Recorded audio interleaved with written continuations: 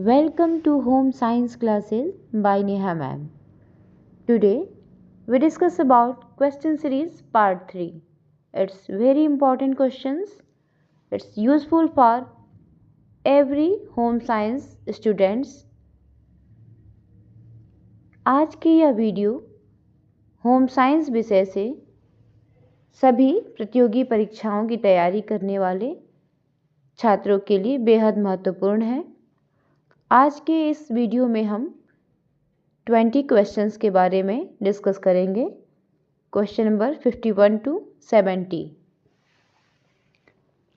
तो अब हम अपनी वीडियो स्टार्ट करेंगे। क्वेश्चन नंबर 51, निम्नलिखित में से मनुष्य की कौन सी ग्रंथि सबसे अधिक हार्मोन्स स्रावित करती है? Which of the following glands secretes more hormones in human? Option A pancreas अर्थात अग्नाशय, option B thyroid, option C adrenal अर्थात अधिवृक्क, ऑप्शन डी पिट्यूटरी अर्थात पीयूष ग्रंथि। तो इस क्वेश्चन में हमारा ऑप्शन डी पीयूष या जिसे हम पिट्यूटरी बोलते हैं ये सही होगा, क्योंकि पिट्यूटरी ग्लैंड से 8 हार्मोन्स का स्रावण होता है, जिसमें सभी ग्रोथ हार्मोन्स तथा कुछ सेक्स हार्मोन्स भी होते हैं। नेक्स्ट क्वेश्चन है क्वेश्चन नंबर 52, एस्ट्रोजन हार्मोन्स किससे स्रावित होता है? Which gland secretes estrogen hormone? Option A है एड्रीनल ग्लैंड, ऑप्शन बी है पिट्यूटरी ग्लैंड, ऑप्शन सी है ओवरी या अंडाशय, ऑप्शन डी है थायराइड ग्लैंड। तो इसमें सही होगा एड्रीनल ग्लैंड, जिससे एस्ट्रोजन हार्मोन्स का स्रावण होता है। एस्ट्रोजन एक स्त्री हार्मोन्स है और यह एक सेक्स हार्मोन्स है। ऑप्शन ए इसका राइट आंसर होगा एड्रीनल ग्लैंड या एड्रीनल ग्रंथि। नेक्स्ट क्वेश्चन है क्वेश्चन नंबर 53, बुटीक किससे संबंधित है? What is boutique related to? Option A है वस्त्रों की बनावट से, फैब्रिक टेक्सचर से, ऑप्शन बी है वस्त्रों की डिज़ाइन बनाने से, डिज़ाइनिंग क्लॉथेस, ऑप्शन सी है वस्त्रों की रंगाई से, डाइंग ऑफ क्लॉथेस, और ऑप्शन डी है ऑल ऑफ दीज या इनमें से सभी। देखिए बुटीक क्या होता है? बुटीक एक ऐसी संस्था या एक ऐसे कॉर्नर को कहा जाता है या एक ऐसी संस्था जगह को कहा जाता है जहां वस्त्रों पर विभिन्न प्रकार की कलाएं की जाती है, जैसे वस्त्रों की बुनाई की जाती है या वस्त्रों पर डिज़ाइन बनाए जाते हैं या वस्त्रों पर पेंटिंग की जाती है, वस्त्रों की सिलाई इत्यादि की करके एक जो यथोचित या इच्छित परिधान होता है उसका निर्माण किया जाता है। तो एक तरह से कहें कि जहाँ वस्त्रों का निर्माण किया जाता है, विशेष प्रकार के वस्त्रों का, तो उसे ही हम लोग बुटीक कहते हैं। तो यहाँ पर वस्त्रों की बनावट भी होती है, अर्थात वस्त्र बनाए जाते हैं और वस्त्रों की डिजाइनिंग भी की जाती है, वस्त्रों पर रंगाई भी की जाती है। तो इस प्रकार से इसका ऑप्शन डी इनमें से सभी ऑल ऑफ दी सही होगा। नेक्स्ट क्वेश्चन है निम्न में से किस अवसर पर विशिष्ट परिधान की आवश्यकता नहीं होती है? Which of the following does not require special clothing? तो इसमें ऑप्शन ए दिया है मैरिज या विवाह, ऑप्शन बी दिया है डेथ, ऑप्शन सी दिया है बर्थ, ऑप्शन डी दिया है पार्टी या फंक्शन। तो इसमें क्वेश्चन नंबर 54 का ऑप्शन डी गलत होगा। पार्टी या समारोह या फंक्शंस में हम लोग जाते हैं तो ज़रूरी एक विशेष प्रकार के परिधान का उपयोग करते हैं। फिर आते हैं हम लोग ऑप्शन नंबर सी पर, बर्थ या किसी के भी हम लोग जन्मोत्सव पर जाते हैं तो एक अच्छा या एक चटक कलर का ड्रेस हम लोग पहन के जाते हैं, या एक उल्लास के उत्सव पे जाते हैं तो हम लोग विभिन्न प्रकार के परिधानों को धारण करते हैं। साथ ही ऑप्शन ए जो है मैरिज या विवाह, तो इस पर भी हम जाते हैं। तो विवाह में विभिन्न प्रकार के आजकल तो बहुत प्रकार के ड्रेसेस बनने लगे हैं कि हल्दी पर येलो पहनना है, मेहंदी पर ग्रीन पहनना है, या शादी में रेड, ब्लू, या फिर तमाम तरह के आजकल तो बहुत सारे विशिष्ट परिधान हो गए हैं विवाह के लिए। तो विवाह में भी हम लोग विशिष्ट परिधान को धारण करते हैं, लेकिन डेथ पर हम लोग किसी विशिष्ट परिधान को धारण करना उचित नहीं समझते हैं, जो जिससे या जो इस तरह का ही परिधान पहना रहता है वही पहन के पहुंच जाता है। तो इस प्रकार इस क्वेश्चन का राइट आंसर होगा डेथ या मृत्यु के समय विशिष्ट परिधान की आवश्यकता नहीं होती है। नेक्स्ट क्वेश्चन है 55 क्वेश्चन। निम्न में से कौन सा समूह दूध से बने भोज्य पदार्थ का है? Which of the following is a group of food made from milk? Option A है लस्सी, केक, पनीर। ऑप्शन बी है पनीर, छेना, लस्सी। ऑप्शन सी है लड्डू, जलेबी, खीर। ऑप्शन डी है काजू, बर्फी, लड्डू, रसमलाई। तो देखिए इसमें जो लस्सी, केक और पनीर, ये जो ग्रुप है ऑप्शन ए का, तो इसमें क्या है, लस्सी तो दूध से बना है, लेकिन केक मैदे से बनाया जाता है, या केक विभिन्न प्रकार के फलों को मिलाकर भी बनाया जाता है, तो इसमें सिर्फ दूध का इस्तेमाल नहीं होता है। तो इस प्रकार से ये ऑप्शन गलत हो जाएगा। ऑप्शन बी दिया है पनीर, छेना और लस्सी, तो यही सही होगा ऑप्शन बी, क्योंकि पनीर भी दूध से बनता है, छेना भी दूध से ही बनता है, और लस्सी भी दूध से बनाए गए दही से बनाया जाता है। ठीक है, तो इस प्रकार से यही ऑप्शन सही होगा जिसमें सभी दूध से बने पदार्थ हैं। और ऑप्शन सी जो लड्डू है, तो ये भी बेसन इत्यादि से बनाया था, तो ये वाला ऑप्शन गलत हो जाएगा। जलेबी है तो ये भी मैदे या क्या कहते हैं, उड़द से बनाया जाता है। या खीर है तो उसमें चावल डाल के बनाते हैं, तो इस प्रकार से ये भी ऑप्शन गलत हो जाएगा। काजू बर्फी, लड्डू, रसमलाई में भी लड्डू आपका बेसन इत्यादि अनाज से बनाया जाता है, तो इस प्रकार से ये ऑप्शन भी गलत हो जाएगा। और सही ऑप्शन हो जाएगा हमारा paneer, chhena, lassi, option number B. Next question है 56 क्वेश्चन। उपभोक्ता को घरेलू उपकरण खरीदते समय निम्न में से क्या देखना चाहिए? ऑप्शन ए है गारंटी कार्ड, ऑप्शन बी है सर्विसिंग सुविधा, और ऑप्शन सी है रसीद। तो देखिए जब भी हम कोई सामान खरीद रहे हैं तो हम उसका गारंटी कार्ड भी देखते हैं, सर्विसिंग फैसिलिटी भी देखते हैं, और उसका रिसिप्ट या रसीद भी हम लोग देखते हैं। तो इस प्रकार से इसका ऑप्शन नंबर डी सही हो जाएगा, इनमें से सभी। नेक्स्ट क्वेश्चन है 57 क्वेश्चन। खाना पकाने का सही विधि का प्रयोग करने से प्राप्त होता है? तो अगर हम खाने पकाने का सही विधि उपयोग करें तो इससे हमें क्या प्राप्त होगा? तो अधिकतम स्वच्छता। ये कोई ज़रूरी नहीं है कि अगर हम खाने पकाने का सही विधि करें तो अधिकतम विधि की बात हो रही है। अगर मान लीजिए हम किसी विधि से बनाएंगे तो भाप की विधि से बनाएंगे, तो वो हमारा हो सकता है कि ज़्यादा भाप निकले, इस वजह से हमारे जो भी स्लैब होगा वो थोड़ा सा भीग सकता है। तो स्वच्छता जैसी कोई चीज़ नहीं है इसमें, लेकिन अधिकतम पौष्टिकता, ऑप्शन बी जो है वो सही होगा। जब भी अगर हम खाना बनाने की सही विधि का उपयोग करेंगे तो उससे हमें पौष्टिक भोजन अवश्य ही प्राप्त होगा। तो इस प्रकार से इसका सही ऑप्शन हो जाएगा अधिकतम पौष्टिकता। तो नेक्स्ट क्वेश्चन पर हम आते हैं, क्वेश्चन नंबर 58। क्वेश्चन नंबर 58 क्या दिया है? क्षय रोग फैलने का माध्यम क्या है? What is the medium of spreading tuberculosis? तो ट्यूबरक्लोसिस एक प्रकार से हमारे सांसों से संबंधित बीमारी है, तो ये वायु से फैलती है। तो इसका ऑप्शन नंबर ए सही हो जाएगा, एयर या वायु। क्षय रोग क्या है? टीबी जिसे हम कहते हैं, या हम इसे तपेदिक भी कहते हैं, या इंग्लिश में से हम ट्यूबरक्लोसिस भी कहते हैं। नेक्स्ट क्वेश्चन है क्वेश्चन नंबर 59। कौन सा कार्ड आपको असीमित खरीदारी की सुविधा देता है? तो इसमें ऑप्शन ए दिया है क्रेडिट कार्ड, जो कि इसका सही आंसर होगा, क्योंकि ऑप्शन बी में दिया है डेबिट कार्ड। तो डेबिट कार्ड वो होता है जो आपका एटीएम कार्ड जिसे हम कहते हैं। तो डेबिट कार्ड में क्या है कि जितना हमारे अकाउंट में पैसा होगा उतने से ही हम लोग खरीदारी कर पाएंगे, लेकिन क्रेडिट कार्ड क्या होता है, हमारे अकाउंट से अधिक पैसे की भी खरीदारी कराने में हमारी हेल्प करता है, जो कि बाद में हमारे खाते में आने वाले पैसे से कट जाता है। ठीक है, तो इसका ऑप्शन ए सही होगा, क्रेडिट कार्ड। नेक्स्ट क्वेश्चन है, हमें अपने बचत को बैंकों में रखना चाहिए? हमें अपने बचत को बैंक में क्यों रखना चाहिए, यही पूछ रहा है क्वेश्चन। तो इस क्वेश्चन में ऑप्शन ए है यह सुरक्षित है, सही है।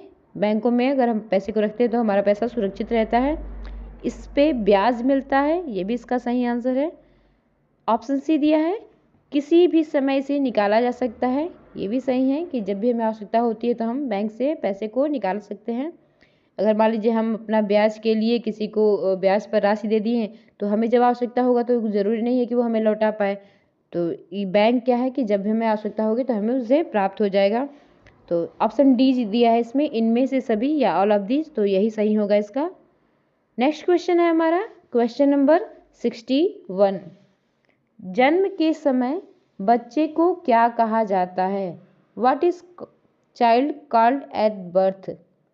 ऑप्शन ए है न्यू बर्न या नवजात, ऑप्शन सी है इन्फेंट या शिशु, ऑप्शन सी है चाइल्ड या बच्चा, और ऑप्शन डी है इनमें से सभी। तो देखिए इसमें जो ऑप्शन ए है न्यू बर्न या नवजात, यही सही आंसर होगा, क्योंकि शिशु उसे हम कहते हैं जो जन्म से 15 दिन का हो गया रहता है। तो शैशवावस्था शुरू होती है, हमारी मुख्य रूप से शैशवावस्था शुरू होती है 2 माह से लेके 2 वर्ष तक, और चाइल्ड होता है 2 वर्ष से लेके 6 वर्ष तक। ठीक है, तो इस प्रकार से हमारा ऑप्शन ए न्यू बर्न या नवजात सही होगा। नेक्स्ट क्वेश्चन है किस तत्व की कमी के कारण घेघा रोग होता है? डिफिशियंसी ऑफ, यहाँ पे आपको उस मिनरल्स या विटामिन्स का नाम लिखना है जिससे हमें ग्वाइटर या घेघा रोग होता है। तो ऑप्शन ए ही दिया है आयोडीन, और आयोडीन की ही कमी से घेघा नामक रोग होता है, आपको पिछली वीडियो में बताया गया था। तो इसका सही ऑप्शन हो जाएगा ऑप्शन ए आयोडीन, क्योंकि विटामिन सी जो है इससे हमें, इसकी कमी से हमें स्कर्वी नामक रोग होता है। प्रोटीन की कमी से हमें मेरास्मस और क्वाशियोरकर नामक रोग होते हैं, तथा कार्बोहाइड्रेट की कमी से हमारे शरीर में ऊर्जा की कमी पाई जाती है। ठीक है, तो इस प्रकार से घेघा हमें आयोडीन की कमी से होता है, तो ऑप्शन ए सही होगा। नेक्स्ट क्वेश्चन है 63, क्वेश्चन नंबर 63। किस रेशे में जल के सोखने की क्षमता सबसे अधिक होती है? Which fibre has most water absorbing capacity?